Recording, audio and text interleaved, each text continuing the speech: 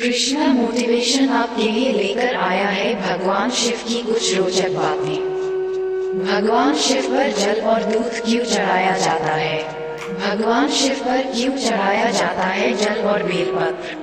ध्यान से सुने पौराणिक कथा। महादेव को प्रसन्न करने के लिए बहुत ज्यादा कठिन तप करने की आवश्यकता नहीं होती।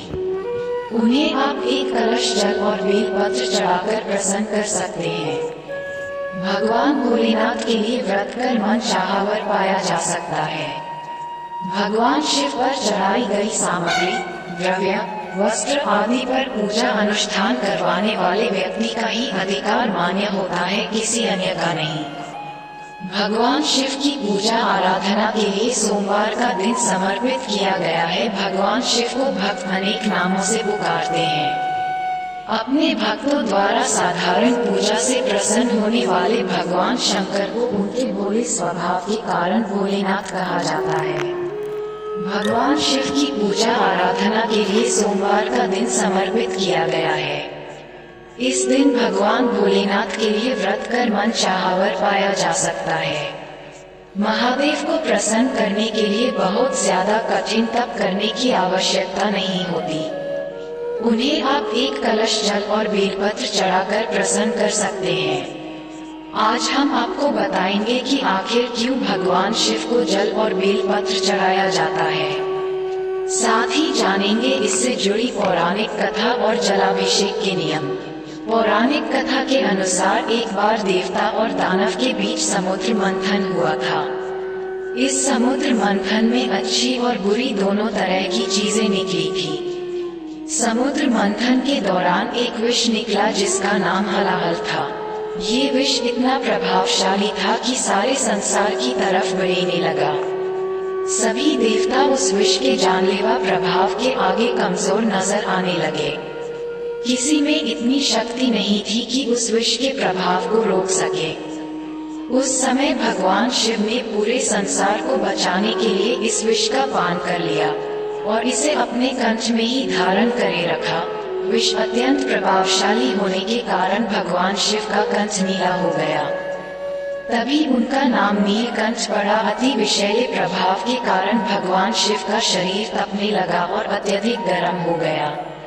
इसी कारण आसपास का वातावरण भी जलने लगा। मान्यता के अनुसार बेलपत्र विष के प्रभाव को कम करता है, जिसके कारण भगवान शिव को देवताओं ने बेलपत्र खिलाना शुरू किया। साथ ही भोलेनाथ को शीतल रखने के लिए उन पर जल भी अर्पित किया गया, जिससे उन्हें काफी आराम मिला और उनके शरीर की तपन कम हुई। तभी से भगवान शिव पर बेलपत्र और जल अर्पित करने की परंपरा चली आ रही है, जिसे आज तक निभाया जा रहा है। जलाभिषेक के नियम। हमेशा जलाभिषेक शिवलिंग का ही किया जाता है। वहाँ मौजूद अन्य देवी देवता का जलाभिषेक नहीं करना चाहिए। जलाभिषेक के समय जल में तुलसी पत्ता ना डालें, क्योंकि शास्त्रों के अनुसार भगवान शिव पर तुलसी अर्पित करना निषेध माना गया है। जलाभिषेक करने के बाद कभी भी शिवलिंग की पूरी परिक्रमा ना करें, क्योंकि जो जल शिवलिंग पर चढ़ाया जाता है उसके बाहर निकले की व्यवस्था को गंगा माना जाता है। मान्यता के अनुसार माता गंगा को कभी भी लांघा नहीं जाता।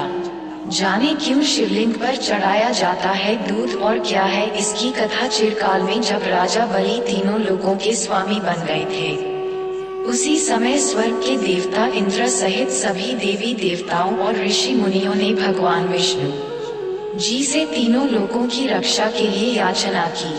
तब भगवान विष्णु जी ने उन्हें समुद्र मंथन करने की युक्ति दी।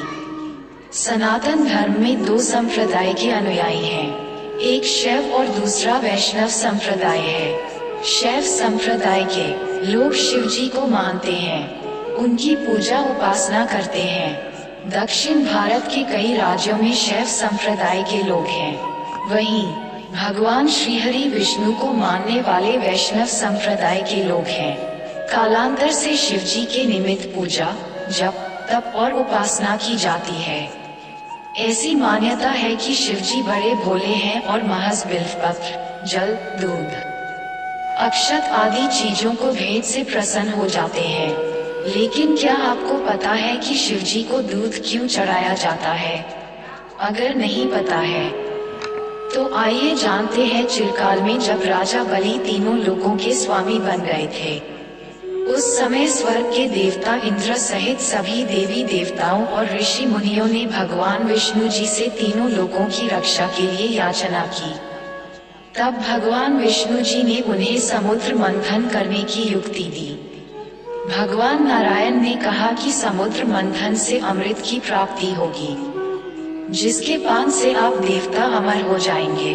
कालांतर में क्षीर सागर में वासुकी नाग और मंदार पर्वत की सहायता से समुद्र मंथन किया गया। इस मंथन से 14 रत्न, विष और अमृत प्राप्त हुए थे।